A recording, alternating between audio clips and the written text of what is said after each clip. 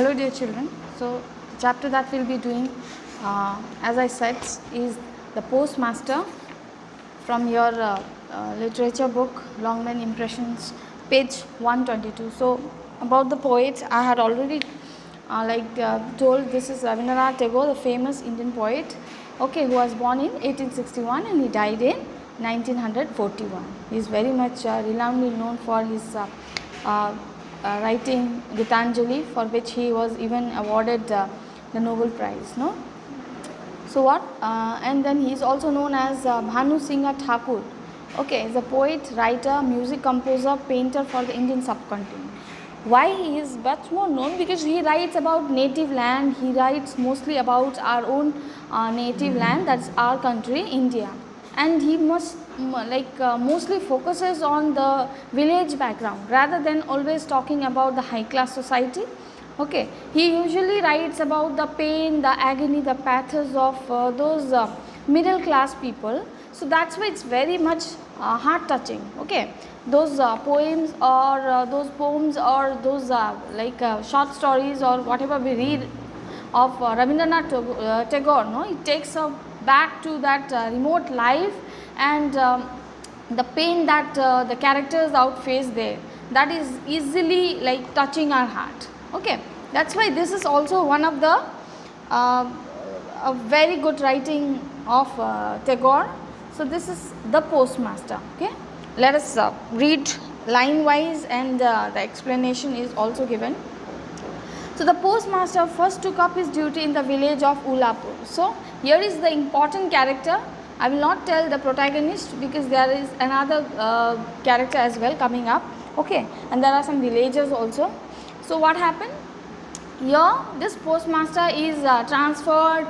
He is transferred to a village of Ulapur. So village of Ulapur is somewhere situated in the Kolkata side. Okay, it's a rural area, somewhere a village in the rural area of West Bengal. Okay, so there was an indigo factory near this small village and its proprietor, an Englishman, had managed to get a post office established here, and there was a factory. Okay, Ulap indigo factory which produces a kind of violet blue color dye. Okay, so there the owner of that, the proprietor, the owner of that factory had managed to establish a post office. So there he was to work. Okay, so having come from Calcutta, our postmaster felt like a fish out of water in this remote village. His office and living room were in a dark thatched shed, not far from a green, slimy pond surrounded on all the sides with a dense growth. That means there was nothing, because it's somewhere in the village. So definitely the background is very dense because it's nearby to the pond. Okay, there is hardly some people seen, and he is always feeling left alone. He feels, because he is very far from his own country, on his own place, Calcutta. No, so that's why he is kept there, and he feels like it's home, walk and walk home. That's it, nothing else. Okay, there's no communication that is helping him to live a life there. So the indigo factory workers had little leisure and had hardly desirable company for decent work. And what happened? The factory workers who usually work there, no, usually what happens? They are very busy, very tiresome.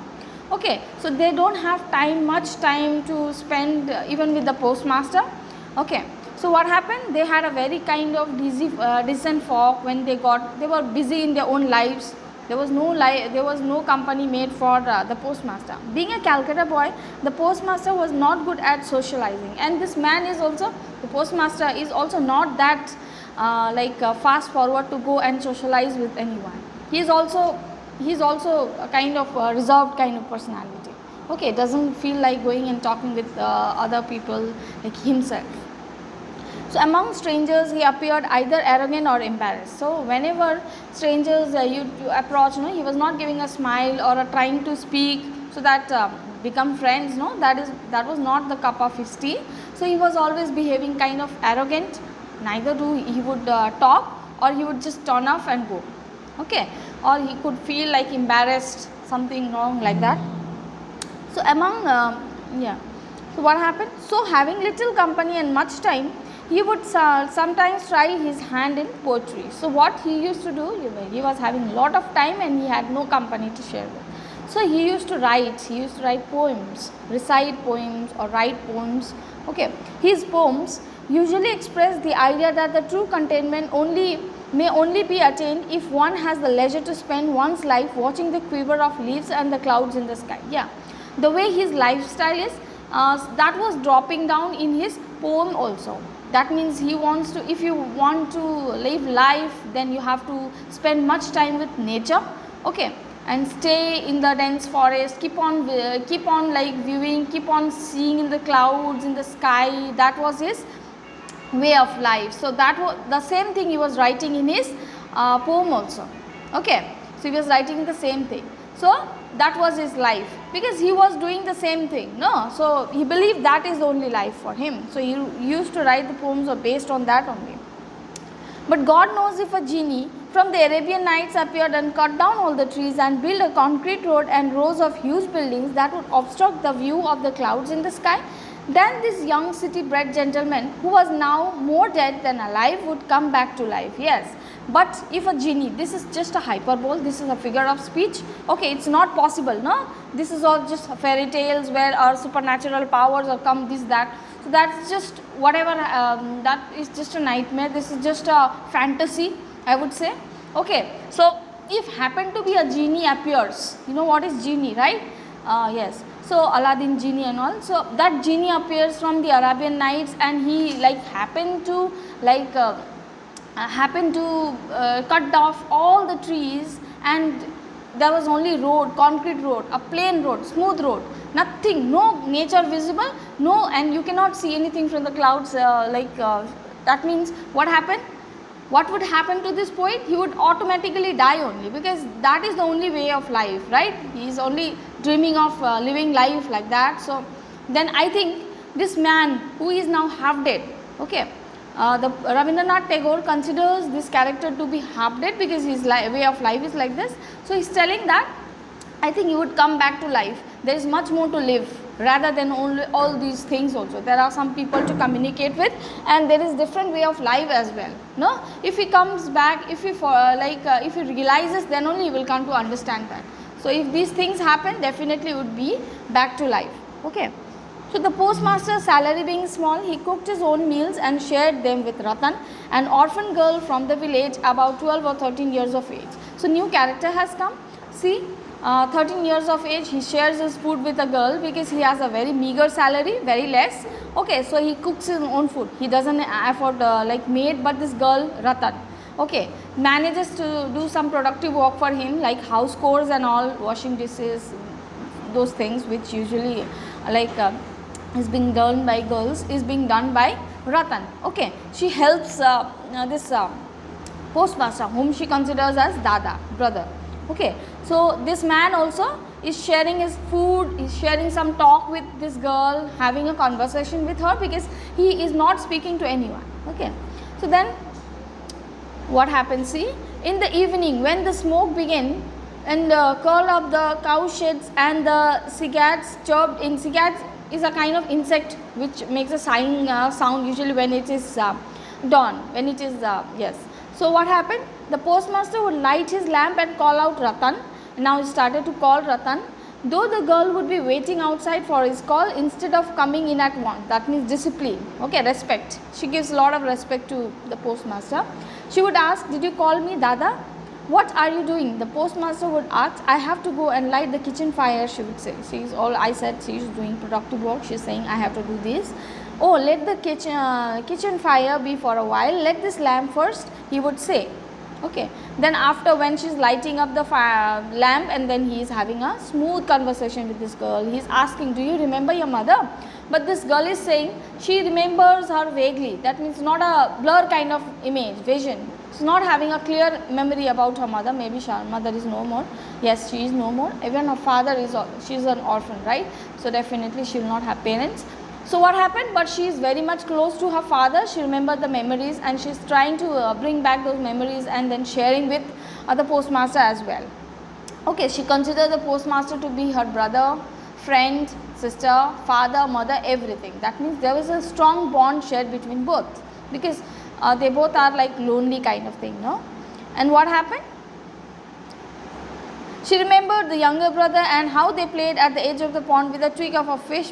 That means she remembers her brother, she remembers all those and she's sharing these memories what she had spent with her family, with this postmaster. Thus they talk about half-forgotten incidents, forgetting about matters of great importance, and often he would get very late. Now it's almost late and the postmaster feels very lazy enough to cook his meal now. What he does? So this Ratan toast some bread and then they eat up that, and after some leftover food of this meal of this lunch time is also sufficient for both of them. It suffices. Okay. So yes, now on the same evening, on some evenings what happens, the postmaster would talk about his own home, on his mother and sister, memories that haunted him. Okay. He also remembers his parents. Unable to talk about it in the presence of the men at the factory. See, he is not able to share these things with men or any other people in the village. He is only sharing with Ratan. Okay. So it came about that the girl too alluded to them as mother, brother and sister and felt like she had known them all her life. She had a complete picture of each them painted in her little heart. She had a clear vision of all her parents. She would share this with her this postmaster, and the postmaster would also share his own family life, history and all his memories with this girl. That means strong bond. Okay. One noon during a break in the rains, a cool soft breeze was blowing and the postmaster felt listless. He had nothing to do, that means no work. The shimmer of the freshly washed leaves and the retreating rain clouds made him long for his loved ones. Oh, if only some kindred soul were near, just one loving human being I would hold near my heart, he thought. He is just remembering, if I would just recall, or if my some loved ones would come back to me. Okay, loved ones would come back to me, that really would bring a lot of happiness to me. You would just imagine, because the situation was like that. Okay. So then the postmaster shied and called out Ratan and Ratan, who were eating unripe guavas sitting near the guava tree, ran up breathlessly and said, why are you calling me? Why you called me, Dada? She was eating that guava. I was thinking of teaching you to read, the postmaster said, and then for the rest of the afternoon he taught her the alphabet. Soon Ratan was learning double consonants. So what happened? He finally decided to teach Ratan some lesson, or to give her some education. Okay, and she was learning quickly also. So one heavily clouded morning, the postmaster's little pupil waited outside the door of his call. Pupil is here, Ratan. It got late, but he never called out for her. Slowly she entered the room and found him stretched out on the bed. He was all slept. So she thought she was asleep and was tiptoeing her way out at the room when she heard him call out Ratan. Now finally the postmaster is calling Ratan. Okay.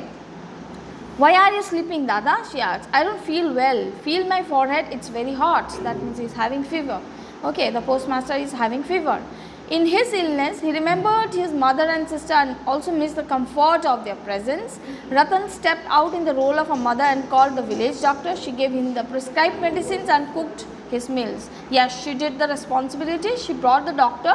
She even started to cook meals and looking after the postmaster. Yes, she will definitely do, no? It was a long time before the postmaster recovered and was strong enough to leave the beds. Okay.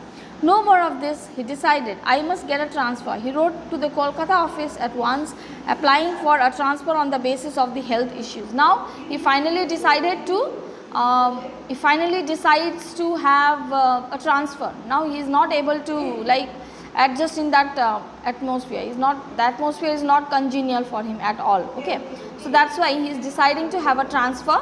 Okay, so then what happens? He is giving a transfer letter, and then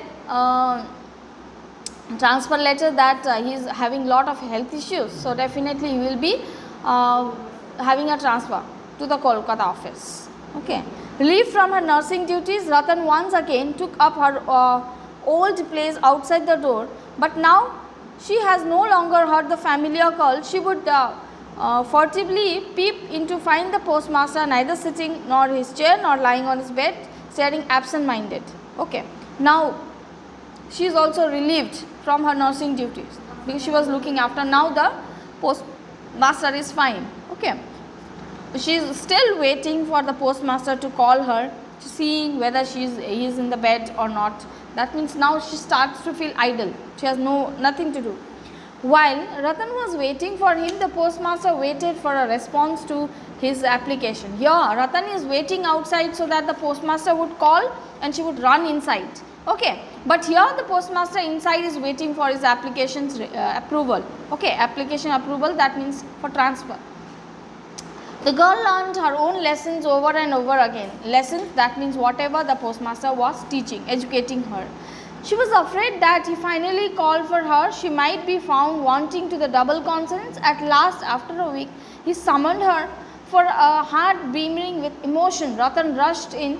Why are you calling me, Dada? Finally, Ratan is being called by the postmaster, and she is very scared that if the postmaster asks about the consonants or this thing about the education, if she doesn't reply, maybe the postmaster would feel hurt or like feel angry. She is prepared over her lessons again and again. Okay. Now, the postmaster say, I am going away tomorrow, Ratan. Where are you going, Dada? I am going home. When you come back, I am not coming back.